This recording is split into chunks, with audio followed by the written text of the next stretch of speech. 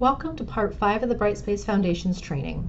This is the last video of the group where we will talk about some final features and considerations to keep in mind. One of the best tools to help you as you get started is the option to view as student. This feature allows you to see the course the way a student does so that you can check if things are visible and look the way you want them to look. To view your course as a student, click on your name in the top right corner and in the drop-down menu, select View as Student. This will convert your role to a student view role so you can navigate the course as a student would.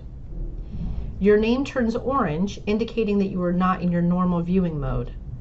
To return to your instructor mode, click on your name again and select the X to turn off student view. An important note, the student view is a view as, not a do as. This means you can see most things as a student would, but you cannot submit work as a student would. For instance, you can click on a quiz as a student, but you will not see the Start button in Student View, nor can you take the quiz in Student View. To experience a quiz like a student, you would have to remain an instructor and click Preview instead. But this feature is very helpful when troubleshooting issues with students who say they can't see certain content.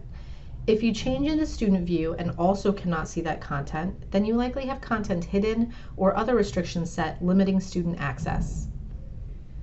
The next feature I want to discuss briefly are notifications. We talked a little bit about notifications in part 1, but this is just a follow-up note that notifications can be customized to you and your students' desires. You cannot set notifications up for your students, but you can encourage them to set up ones for important notifications in your course. Pause the video and access your notifications by clicking on your name. Read through all the notifications available to you. Many of these will not be as useful to you, but may be more useful to your students to set up for themselves. Highlighting this tool for your students can help them keep on track. Finally, a quick note about course availability. Your courses will open and close to students automatically. You do not have to do anything to make your course available. They will open on the start date.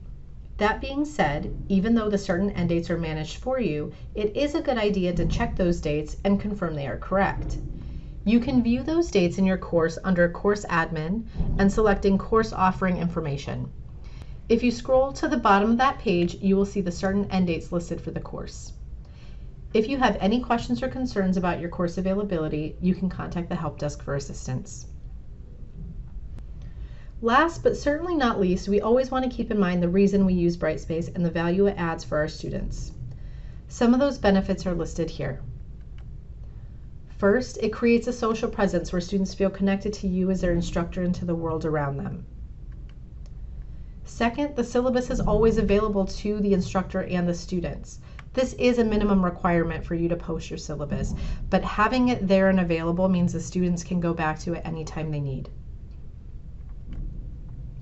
Third, files, assignments, and due dates are all available to students who are absent or lose papers. Fourth, students know beforehand how they will be evaluated and can keep track of their grades so they know when to seek help. 5, instructors have a record of submissions and grades, so there's no lost papers.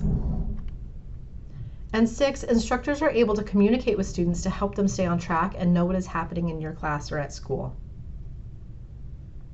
This concludes the Brightspace Foundations training. Thank you for your participation and completion of the training to help support you and your students in the classroom. You can find more trainings at brightspaceresources.ccc.edu. See you next time.